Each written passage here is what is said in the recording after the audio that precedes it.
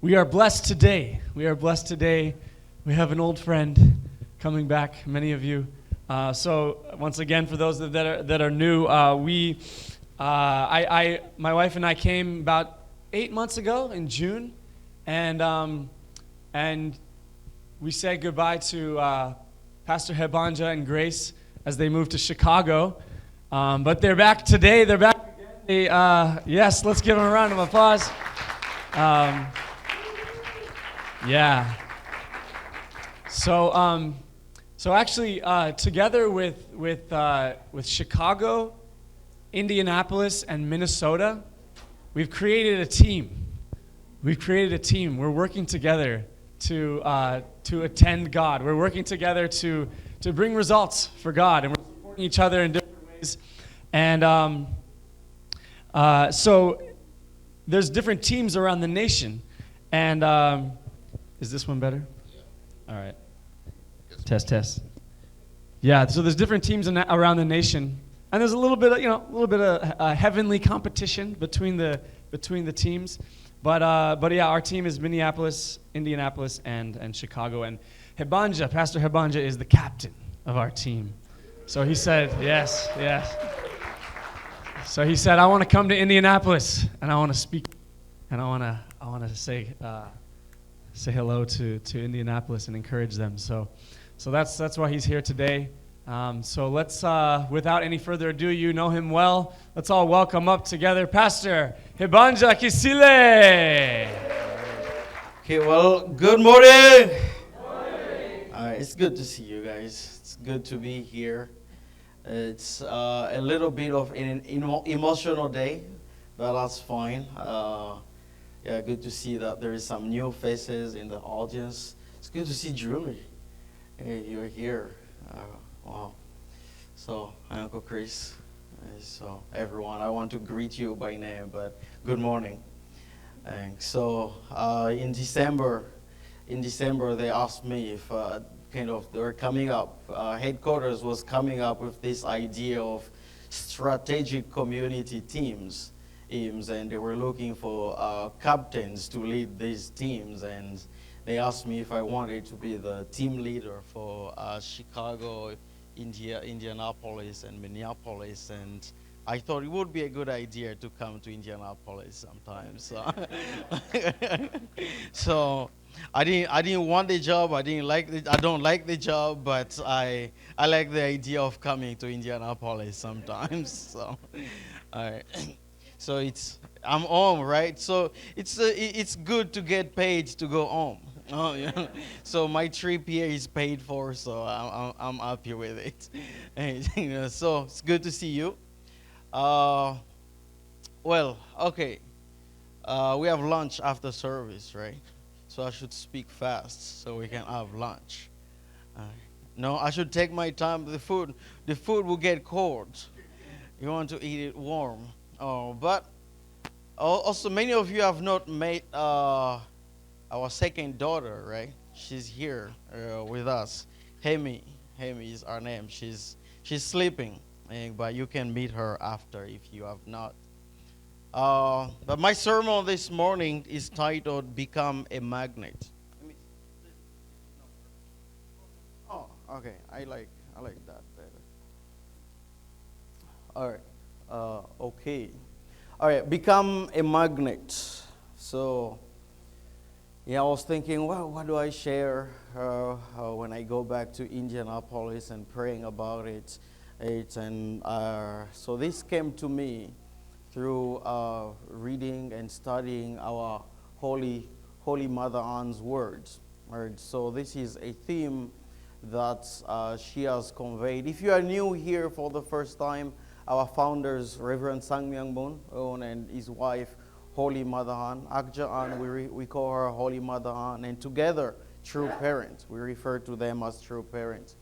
But becoming a magnet is a theme that she has mentioned over and over through her speeches in the last 14 years.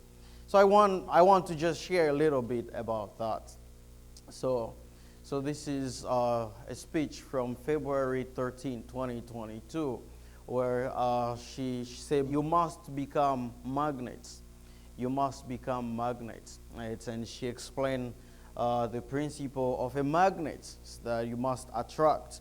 You must attract people to God, and you must become attractive in a sense. So then then in this other speech, this from October 1st, 2012, she was speaking about the idea of witnessing, the idea of bringing people into God's family, inviting people into God's family. And she said, it is important for you to try hard in witnessing.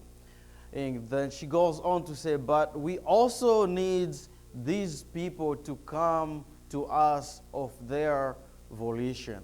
So, which means we also need these people to be attracted to us and just come. Even before we invite them, that they come, right? So, based on our providential achievements, guided by the thoughts in their hearts, they should come and really feel, oh, this is my ultimate destination. That someone would walk through our doors and come in here and feel, this is my ultimate destination. I belong here. This is the place that I have been looking for. This is where my heart feels at peace, right? So she said, we need to become that kind of church. And I just believe that the Indianapolis Family Church has that kind of warmth that can make people feel it. But it can get better. But I believe the seed of it is here. That people can come in and feel. We've had these experiences already where people come in and really feel that I belong here. This is home. But how can we become more intentional about this? Becoming a place that is attracting people, becoming a magnet. A magnet. That's what I want to talk about. So a magnet attracts metallic items toward itself. Right? So everyone knows what a magnet is? Understand? Magnet? All right, good. So a magnet attracts metallic items toward itself. So Holy Mother Anne's hope is that we become like a magnet that attracts people to God. That each one of us become like a magnet that attracts people to God. That because of you, I believe in God. Because of your couple, I believe in God. Because of your family, I believe in God. When I think about becoming a magnet, that's really what I feel, that we need to become people who inspire others to know and believe in God and have a relationship with God. So what you have is so inspiring, I want it. How can I get it? Then you say, oh, I believe in God. If you come to know God, then you can have what I have. So we must become that kind of people. So the challenge is this, right? So now this is the words of our true father, Reverend Sang Myung Moon. A magnet plus pole and another magnet minus pole attract each other. Even if paper or some other insulating materials is placed between them, they continue to attract each other despite their obstruction. Now, the thicker the insulating material is, the weaker the attraction between them. Right? So, if there is anything in between, then the attractions get weak.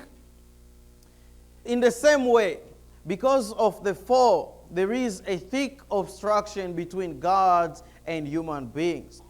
This is the human problem. This is our challenge. There is insulation between our hearts and God's heart. So we are not attracting in God very easily, or we are not being attracted to God very easily. So there is some insulation preventing us from experiencing the fullness of God. This is the human challenge. Now, the issue with that is that we cannot lead people to where we have not been ourselves. So if we have not had a full experience with God, how can we lead people to a full experience with God?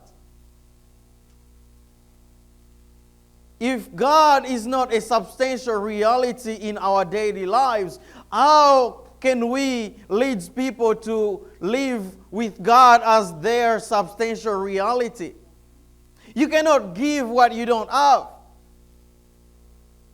You cannot pour out of an empty cup. There must be something. So in order for us to attract people to God, right? So we cannot lead people to a substantial experience with God when our own experience with God has remained conceptual. Right? We know God. We can give lectures about God, but have we experienced God?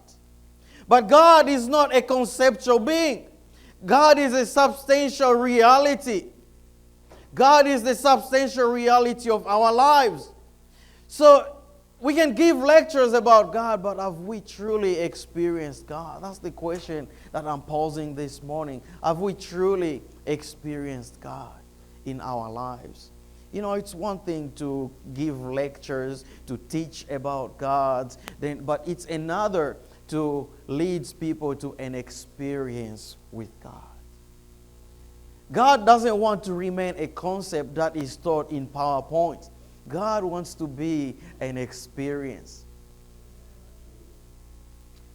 So have we experienced God? Or maybe some of us have, maybe oftentimes we'll ask someone to give their testimony of faith, and then they'll say, well, in 1965, or in 1970s when I joined. So our experience with God is something that we have to dig way back in our past. It's not something that I can say, how about today, this morning, how did you experience God? And we can share something so fresh, right? If we have to dig our experience with God in 1970 or 1980, it's not fresh. It's outdated. It's expired. You need something fresh, right? You need something fresh. Right, Chungmo, if you want some whipped cream, you don't want some old whipped cream. Right? You want some fresh whipped cream. Or if something really new, like if I'm serving you food, I say, I cooked this a month ago. Oh, please enjoy. Oh, please enjoy. I cooked this a month ago. Are you going to eat it? You're not going to eat it. You love yourself so much that you won't eat the food that I cooked a month ago. So our experience with God needs to be fresh. Like if we say, come up here and give a testimony of your journey with God. You say, wow, just this morning, God, I experienced God in this way. We shouldn't have to dig back into the storage, the locker room, or whatever where we keep God, and go back into your journal. You kept a journal in the 70s or 80s. That's where you recorded your experience with God. And so when you're asked to share about God, you go back. You look for that journal that is worn out, giving up, yelling, let me go. Then you open it and look for your experience with God. It has to be fresh. It has to be fresh. So how, the Bible asks these questions that it asks. How can you love a God you do not see while hating a brother or sister that you see? These things make our experience with God fresh. How can you praise God with your mouth and then curse a brother or a sister with the same mouth? How can you sing, you are here, you are here working your miracles, that is who you are, you're a good God, singing nice songs of praise, and then turn around, curse a brother, curse a sister, and gossip about a brother, speak negatively about a brother or a sister out of the same mouth that was praising God? How can our bodies serve two purposes? The Bible says you cannot serve two masters at the same time. How can you serve God and Satan at the same time? How can you give your body to praying and praising God, and at the same time you give it to sexual immoralities and other impurities, impure ways of life? It doesn't work. We cannot have a substantial experience with God like that. So, in order to attract people and lead them to God, we must live with God ourselves. You must live with God. Otherwise, Jesus called people hypocrites in the Bible. I say, you hypocrites, because you say one thing with your mouth and then you do something else. God is not real in your life. God has to be a substantial reality in our lives. We must be experiencing God every day and all the time. But we cannot experience God out of relationship. God is experienced in relationship. So, in order to attract people and lead them to God, we must live with God ourselves.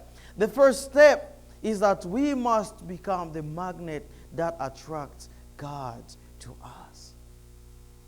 Is God attracted to you? Is God attracted to your family? Is God attracted to our church? How can we attract people here if God is not attracted about this place? The only way we can attract people here is if God is attracted to this place. If God is here, then this becomes the magnet. If God lives with you, then you become the magnet. If God lives in your family, then your family becomes the magnet. How do we become the magnet? Is that God is alive. God is living with us. That the experience of God is substantial. So if this place, if we still have so many empty seats. This is a small church. But why do we still have empty seats? We should fill it up. But mother say, it's not, you just don't need to go and call people and invite them. They must be attracted to you. They must come of their own volition. How would people come of their own volition if God is an experience here? If God is alive here, then people can come and feel God. Then we can park this church, then have a problem, then we can give Lemuel some work to do. We tear down. He's so excited for the day when we can tear this down. I don't know if he's still excited. At least when I was here, Lemuel was so excited. And I told him, let's pack up this place first, then we can think about opening this up. I think it would be cool if we can open it up. But let's pack this place first. Well, I don't know. It's not my place to say. But I would think that's the most logical thing to do. Pack this place first. Then you have a problem. Then you open it up. But we must attract people here. We must attract people here. So, how do we do it? How do we do it? So here's some guidance. The living God does not want to relate with us merely in the context of scriptures and rituals. The living God does not want to relate to us merely in the context of scriptures and rituals. Instead, God hopes to dwell in the hearts of people who keep God's will in their minds. And listen, I color-coded this part so that it grabs your attention. God wants to be with those who live the will in every day of their life. If you live God's will in your daily life, then God wants to be with you. So how do we do it? To live with God, we must have God's perspective. To live with God, we must have God's perspective. What this means is that we must think as God thinks. We must feel as God feels. We must act as God acts. Then, above all else, we must love as God loves. This is the most important. So, what do you think about people? Well, but maybe what do you think about God? God's thoughts about himself is that he is the heavenly parent. So you must think of God as your heavenly parent. Then, what does God think about people? You must think about people in the same way that God thinks about them. You must feel about people in the same way that God feels about them. Then you must act towards people in the same way that God acts toward them. Then God would be with you. Then God's become a substantial reality in our lives. So how does God think about people? How does God think about people? You know, the biblical account of creation is that when God created, after every creation, he said, this is good. He said, this is good. And then he made Adam, he took a step back and looked, wow, this is good. But then he made Eve, and then he looked and said, wow, this is very good. God thinks of people as very good. Right? So Robert alone is good.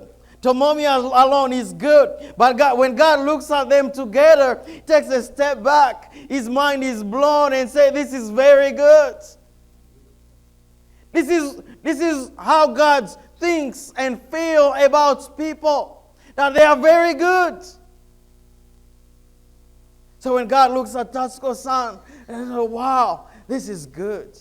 Wow, but then if Kanji-san is sitting next to her, God's mind is blown and says, wow, this is very good. It's very good. This is how God thinks about it. This is how God thinks about every person, that they are very good. So if you want to be with God, if you want for God to be a substantial experience with you, you must think of people as very good. It's challenging because actually they aren't that good.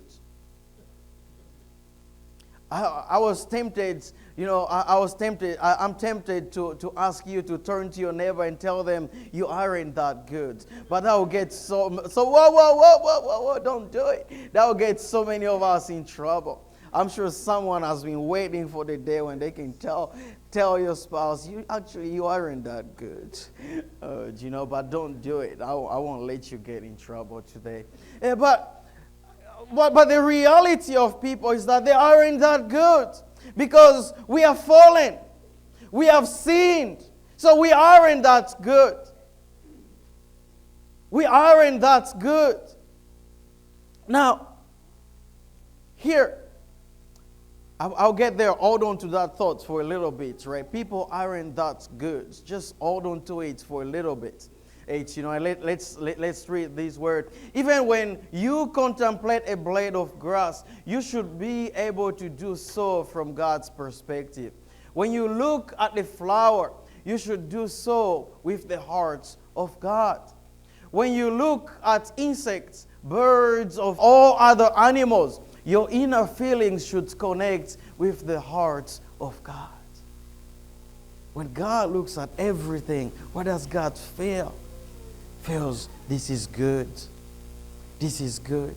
So when you look at everything, your feelings should connect to God's feeling that this is very good. So even when your spouse cooks a meal, but it's not that kind of meal, you should still feel in your heart that this is good.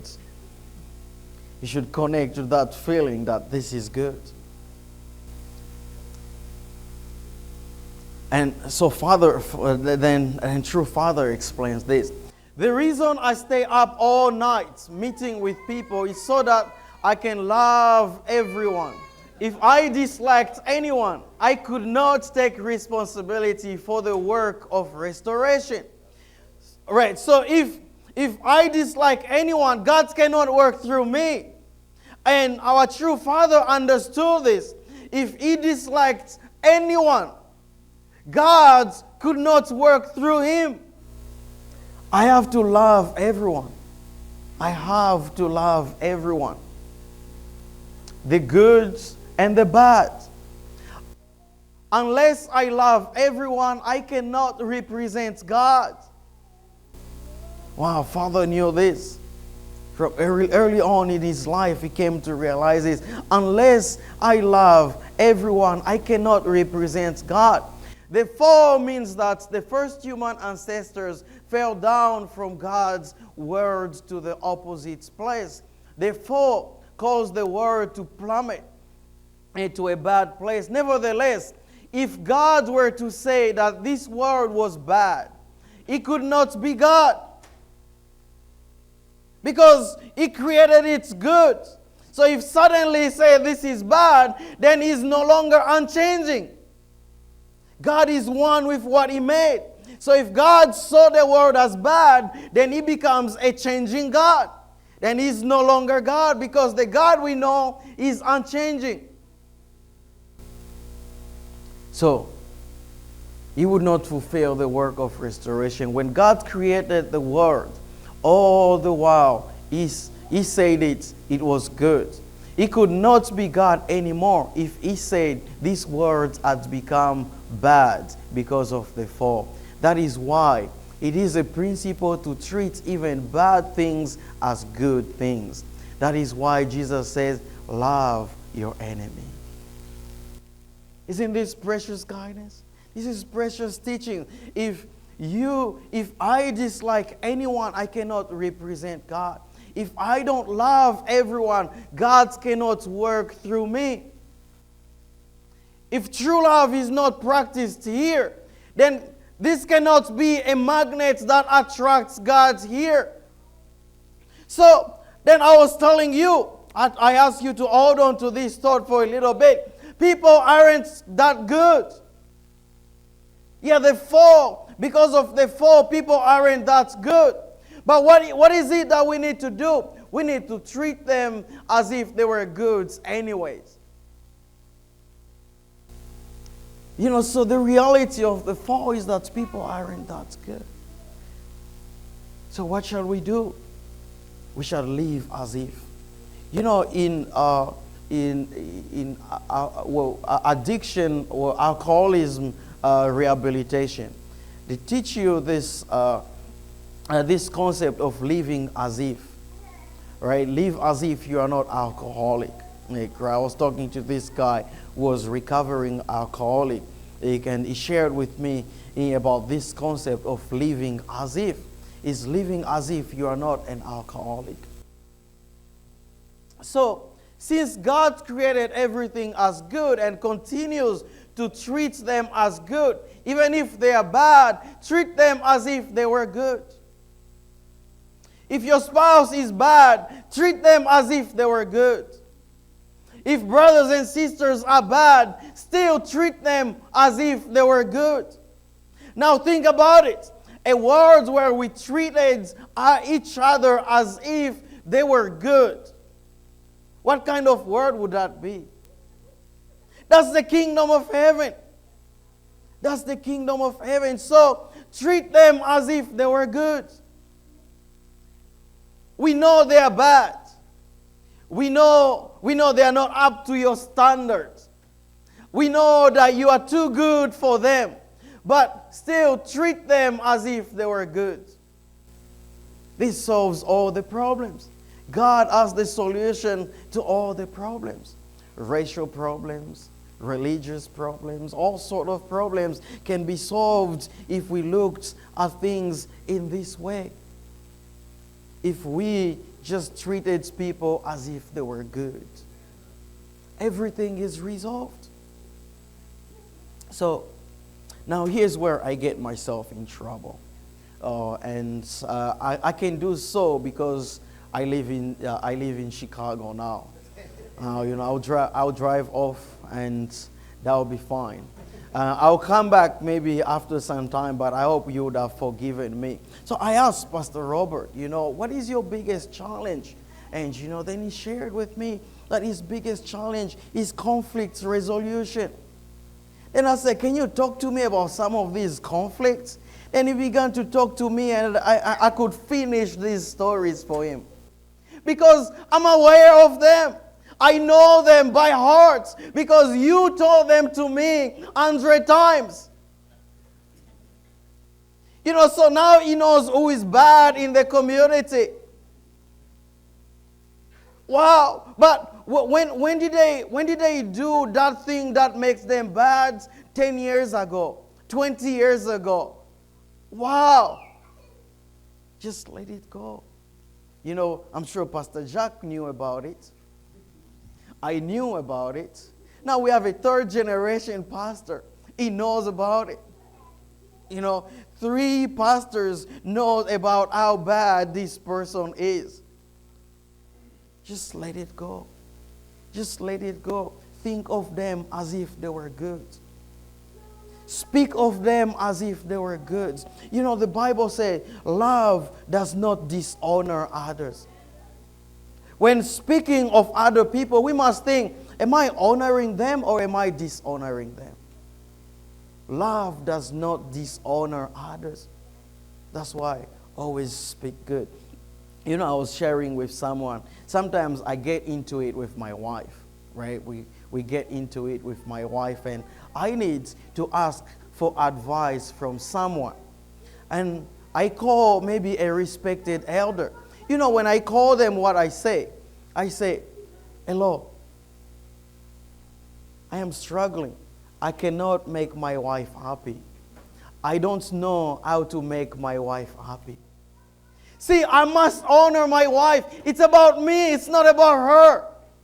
So I say, I am unable to make my wife happy. Then they would say, what's going on? What have you tried? This is what I have tried, but it has not worked. Then they say, can you try this, or this? I have not dishonored her. Another approach is you say, my wife is really bad. I have done this, and this, but she's still not satisfied. So bad, then I have dishonored my wife. Love does not dishonor others. Don't dishonor one another. You want God to be a substantial experience here. Don't dishonor one another. Speak highly of one another. Just speak gratitude. I think I shared with you one time. Our true mother, Holy Mother Ann, was meeting with some leaders, and then she stopped the meeting because they were reporting. She stopped the meeting and said to them, "You guys talk about yourselves too much. Why can't you share gratitude about one another?" She stopped the meeting. Said, "It's too much about you. Why don't you share gratitude about one another?" Right? Think about a community where everybody is sharing gratitude about everybody. How good would that be? How good would that be? So I feel I can speak to you this way. Because I'm your brother. I often think Indiana was a hard place and still is. And I want us to keep Indiana as a hard place. The place where everybody wants to go. I boast a lot about Indiana. So I always say to the Chicago community, I wish you guys had the warmth that they have in Indiana. So I would always say that. But please don't make me a liar. Don't make me a liar. Let us preserve that kind of warmth that we have had through the years. So let us speak gratitude for one another. Let us uplift one another, then see that the presence of God becomes a substantial reality here. So if we live this way, the presence of God will be with us. Where true love is practiced, God is there. When the presence of God becomes permanent in our lives, we will become the magnets that heaven longs for. That's how we become the magnets. Husband and wife honor one another, uplift one another. Parents and children uplift one another. Brothers and sisters, let's uplift one another. Think of one another as being good. But not just good, but very good. Think of one another as being very good. Now, wow, Uncle Chris is very good. Dr. Carson is very good.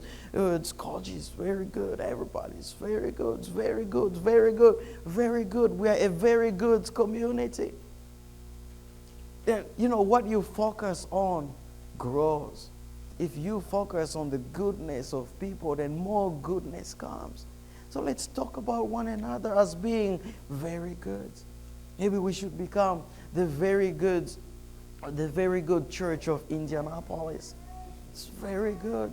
So let us pledge before heaven that we will become the magnets for God. We will become the magnets for God. But how do we become the magnets for God? We love one another. We see one another from God's perspective. We judge situations from God's perspective. If you know, so we don't say so much what would Jesus do anymore, right? I think we should think, what would Jesus do? What would true father and true mother do? Ultimately, what would God do? What has God said about people? If God said they are very good, then strive to treat them as very good. So I really hope that we can continue cultivating that kind of heart that treats one another as very good. So here's my challenge for you this week.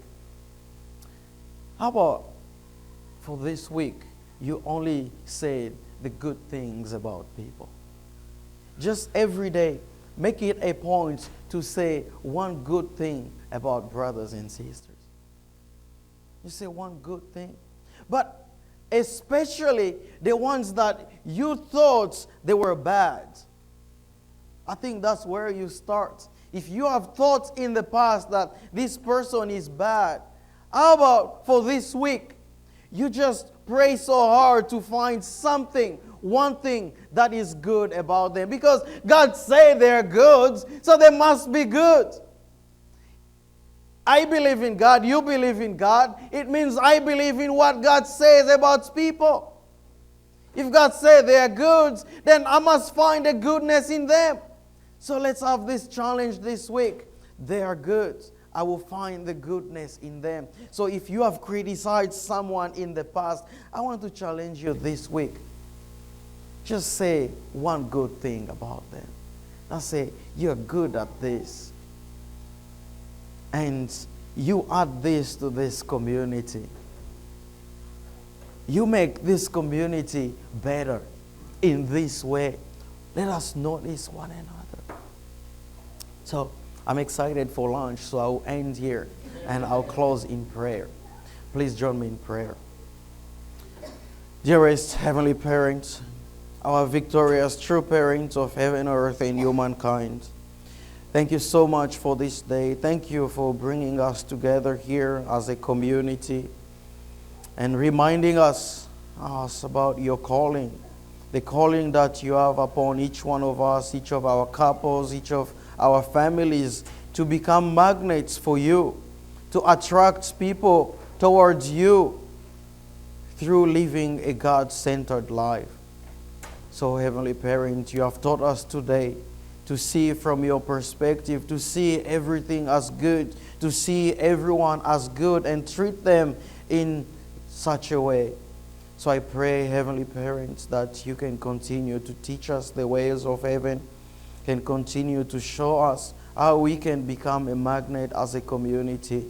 Allow that the words shared here this morning can really find deep roots in the hearts of your sons and daughters, and bear the fruits that they were intended to bear.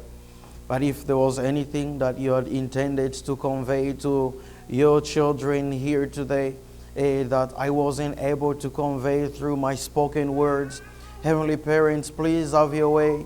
Have your way through their prayers, through their conversations, and through their devotions in this week. Allow that this community can become a magnet, can continue to grow, flourish, leads many more sons and daughters to a discovery of your hearts. So I pray that you can receive this, and I offer it to you in my name, Ebangjoy, blessing your family, gratefully attending Holy Mother Anne. Ajur.